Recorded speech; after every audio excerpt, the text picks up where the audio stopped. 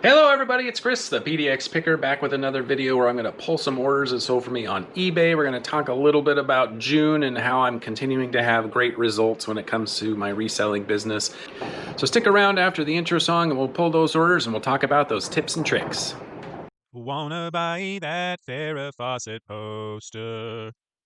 Pez dispensers and a toaster. Don't know why. That kind of stuff you throw away. I'll sell on eBay. So believe it or not, even though the past couple of days I haven't sold all that much, this month has still been a great one for me, June 2024. It's been a couple of days since my last order pull video. So we only have the 6 items going out, but the total is right around $250, $260. So a very good average sales price, at least as far as I'm concerned. But let's go ahead and pull a few orders and we'll keep talking about what's been working for me and some things that are not working for me. So we're going to start with a small here that I picked up at an estate sale. Talked about this estate sale a few times. It kind of had a pretty sad backstory in some ways, and just interesting in others. Go ahead and watch my previous videos if you want to hear about it specifically. But I picked this item up right here. Hopefully that comes through well. It's a Citizen watch charm bracelet. And I paid $1 for this item. I didn't really know at first that it was a Citizen watch, although I did buy a couple of other Citizen watches with it. If you guys see that one out there, definitely try and pick it up if it's any sort of a decent price. $1 is an amazing price, but I sold that in about 2 weeks for $94.95 plus shipping. I probably could have asked more, but the simple fact that I bought it for so cheap, I listed it about $20 below what the general sales price was. And I figured I got such a good deal, why not pass along some of those savings on to the buyers. That was a great sale right out of the chute there. Let's go into this next sale. Kind of took a chance on this one, but I thought it would work out, and it did. Gonna set this down here. All right, so I thought this was a good tactic and it works. So what it is, I have them packaged up here. So what sold is a lot of 5 men's St. Louis Cardinals t-shirts. They range in age. One I think was 25 years old. Another one was about 18 years old. And then the rest were a little bit more modern within the last 5-10 years.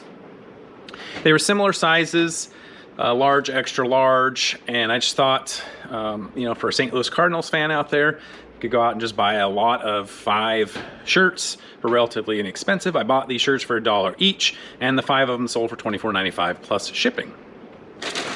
So that was a good little flip, and I think that's a good tip. And that'll segue into our next section. But that's a really good tip when you're out there looking for items to source.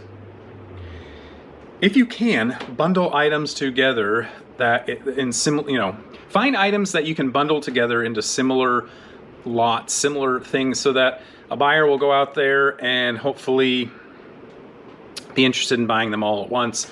The reason why I think that's a good idea, and the reason why I think it's a good tip, is I could have gone out and listed each one of those shirts separately for anywhere from, say, probably $8 to, at the most, maybe $16. The $8 shirts probably would have taken months to sell if they would have ever sold at all. I have a Chicago Bears shirt as an example that I bought for just really cheap, maybe $1, and I have it listed for like $8-9, and nobody's sniffing that thing. There's just been little to no interest in it whatsoever, and I just don't know if people, especially when it comes to sports teams, are out there trying to buy one individual shirt if it's not something spectacular or interesting about it. It's not vintage. It's not about a particular game. It's not like a World Series t-shirt or a Super Bowl t-shirt in this case for the Bears. So that's what most of these shirts were, and I'm sorry I can't show them to you. I'll show you a picture up on the screen of what they are, but the only one that was, I think, of somewhat individual interest was a Mark McGwire shirt from like 1997, I think it was on there. So, definitely vintage, but McGwire has a little bit of a checkered history when it comes to baseball fans because of his alleged steroid use, although I'm not sure if it's alleged and whether it was confirmed or not. Nonetheless, I could have tried to sell that one for maybe $15-16 on its own, and probably would have sold that one, but then the other 4 would have just sat there forever at $8-10 each, and I may have never sold them. So if you bundle these shirts together like I did into this lot of 5, I ended up getting $25 for it. I originally had it listed for 30, but I took an offer for 25, and it sold in a matter of like 2 or 3 weeks. So if you are lucky enough to come across a sale where there are multiples of the same type of item, multiple anime shirts, multiple video game shirts, multiple generic concert shirts, sports teams, multiple baseball hats that are all MLB teams, multiples of an item that you can lot together, sell as one listing, I think it will just attract a type of buyer that is interested in essence, you're giving them a deal because they could have gone out and bought all those individual shirts, but it would have cost them probably 2 to 3 times more, and they probably wouldn't have bought them to begin with. Just to be honest, they just wouldn't have done that. So that's a tip that I recommend when you're out there sourcing, looking for like items that you can bundle together. Okay. This next item that sold, we'll keep talking about things here. So I found this at a sale not too long ago, and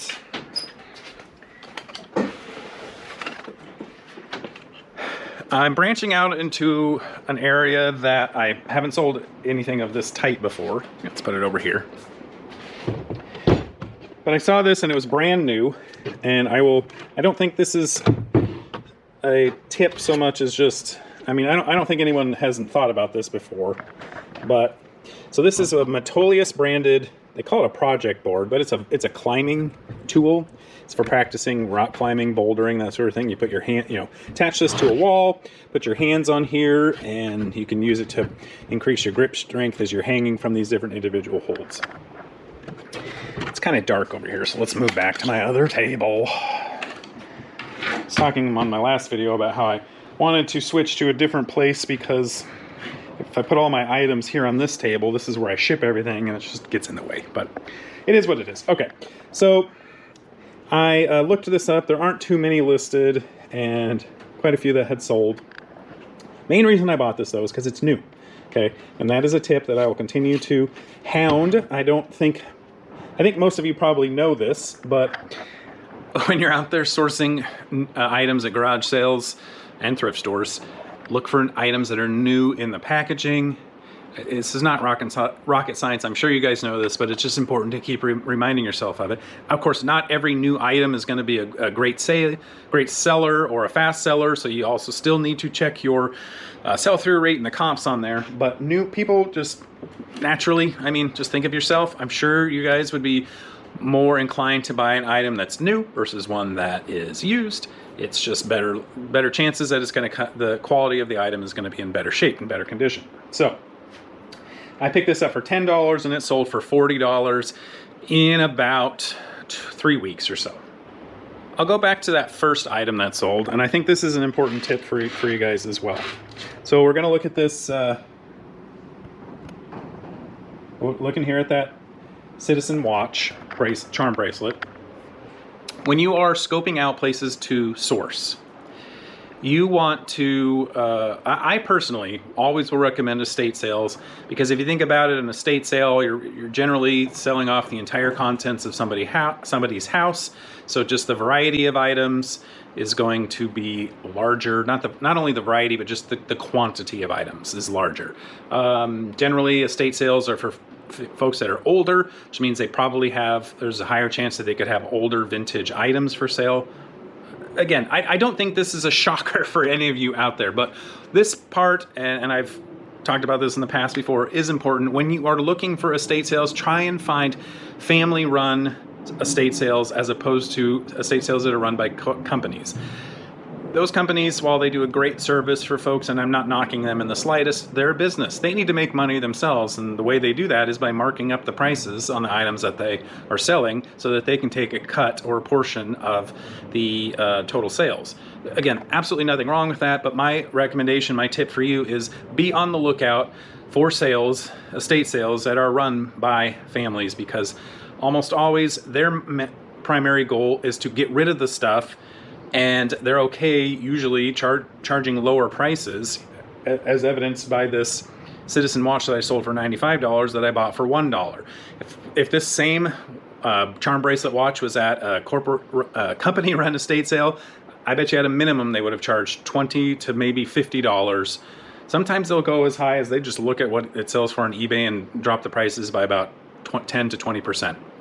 So this might have been up there in the $80 range, because like I said, most comps were around the $115 price point. So how do you find family-run estate sales? Well, sometimes it's just luck. If you're driving around and you see an estate sale sign and it's handwritten on a piece of paper or on a piece of cardboard, chances are that's going to be family run versus the company run ones that are, you know, they pay for sandwich boards, they pay for professional signage to be made, and so it's just easier to tell from a sign. On some of the listings, almost always those company-run estate sales, they're going to put their company name in the listing. Not always, but a lot of the times, because it's a form of advertising for themselves. If somebody knows that they are going to have an estate sale in the future for their own family member, they might remember that or see that company name in the listing and keep that in the back of their head. So when you're looking for listings of estate sales, just check at the bottom, see if there's any company name listed.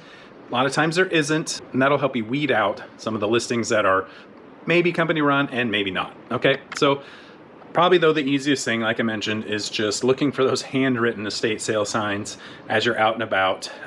That'll be your probably primary, easiest, number one indicator for finding the family run ones. Okay, let's go to the next item. This was something I bought last summer, and it took a little bit of time to sell, but it was okay because it was I had so little into it. It's a little bit on the larger side, but not too bad. And this is my tip, and I apologize if any of you find these tips to be obvious, but sometimes, especially for the brand new resellers, there might be a few of you watching out there. Sometimes the obvious isn't obvious to you yet. So this item that sold is an Edlund brand. This is a commercial knife block. So this is something that's mounted onto the wall, and you put your knives in there, usually in a commercial setting. I don't know who's buying this, if it's a restaurant or a professional kitchen, or if it's somebody that's just putting it in their house. But I looked up the comps, and there weren't too many used ones available. But the new ones were selling for like $90 with some regularity. I picked this up for 25 cents at a garage sale. And that's my tip. Huge part of reselling success comes in the buy portion, meaning I only paid 25 cents for this item. My risk was virtually none. Worst case scenario, I would have donated this item if it hadn't sold after a certain period of time, and I would have been out a quarter, okay? But I knew I had the potential to make more money, and I did. I sold it for $30 plus shipping. It took 6 to 8 months, so it took a little bit of time, but not that long at all in the grand scheme of things. And it took up a little bit of space, but not horribly, because it's thin. It's bigger, but it's thin. So the tip is the profit happens at the buy. I paid so little for it. It was, like I said, no risk. So if you're out there looking for items and you find something like this that's a little bit iffy on whether or not you think you're going to sell it, maybe there's not very many listed for sale, or the sell-through rate is on the lower end, pay as little as you possibly can for those items. Preferably nothing above a couple of dollars. Unless, I mean, maybe if you're, if you have a potential home run of like $100 or more, you could spend up to $10 for that item. But if the sell-through rate is so minimal, you're just gonna fill up your inventory with items that have really low sell-through rate, and they just clog up your space, and they just make your store not look as well because you're not turning over that inventory as quickly. So keep an eye on the buy. Make sure that if you are buying something, like I said, that is, you're a little unsure how quickly it's going to sell, make sure you're paying as little as you possibly can. So that one, an Edlund knife box or knife rack, 25 cents into $30. This next sale is just kind of a boring one. I don't know if there's a great tip on here, but I paid 50 cents for this at a garage sale last summer. And it took, I'm gonna have to set this down. It took a little bit of time to sell. less than a year. All right, while I was taking 5 minutes to find this item that's sold, it is a Bluebird of Happiness. These are signed on the bottom by Leo Ward, who signed that one. I don't know if I believe there's multiple different artists that do these, but paid 50 cents for that, and it sold for $8.75 plus shipping. But anyway, while I was trying to find that, I thought of another tip that's unrelated to this, but I fall for this over and over again, so I should be following my own advice on this, but this just happened. So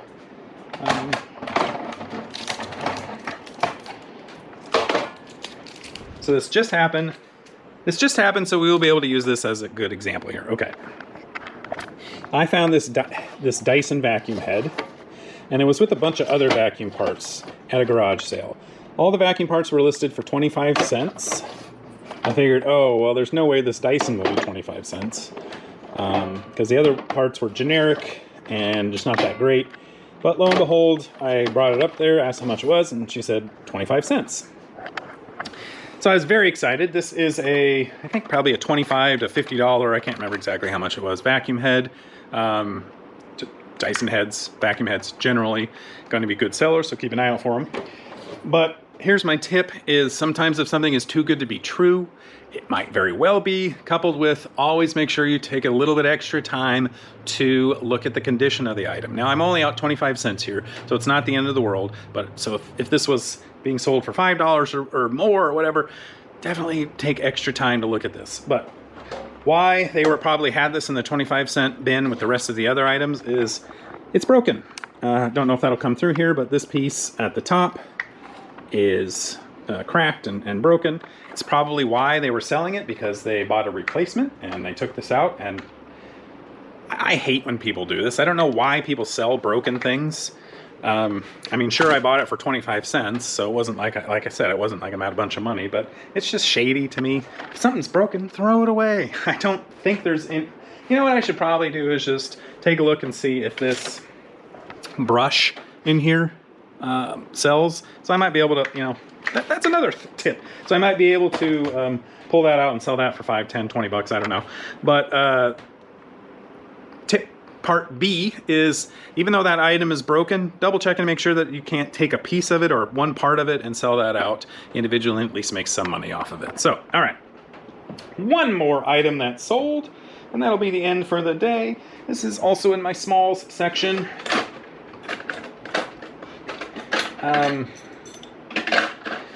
This next item that sold, I paid $1 for it, also at that same estate sale, and it sold for $23 plus shipping. I hope this will come through, but it is a Smith & Wesson 357 Magnum belt buckle. Came from 1980. So my tip on this is, even if you have a category of item like belt buckles, they're not huge sellers or fast sellers or great sellers in general. I don't know, maybe somebody has had a ton of success with belt buckles. I've only had minimal to barely any success, but this item sold in about a week and a half, 2 weeks. And the tip I have for it is make sure you know your subject matter. So Smith & Wesson has a very good following. There's a lot of people that are Smith & Wesson fans, 357 Magnum fans. So this combines two categories, collectible belt buckles and people who are into firearms or Smith & Wesson weapons in general. So if you are finding an item that you're a little bit on the fence with, think about if it has multiple categories of buyers that might be interested in it. So again, this has not only just belt buckle collectors, but also gun collectors or vintage gun collecting, Smith & Wesson fans, things of that nature. So that combined into a couple of different audiences or potential buyers, and I think that helped contribute to why it sold so quickly. So anyway, those are the items that sold today. I apologize if this is a little bit jumbly. I'm literally just talking, thinking as I'm going along, making up these tips along the way. Hopefully there's some value that you guys got in it. Anyway, if you like this video, please like it and consider subscribing to my channel so you can see more videos like this in the future. Thank you guys so much. I hope your Junes are going well. Mine is ending a little slowly, but I'll have my results probably in my next video. And I'll just give you a little hint. It's better than I thought it was. So yay for that. All right, thank you guys so much. Good luck with all you're doing out there. Take care, and we'll catch you on the next video. Bye-bye.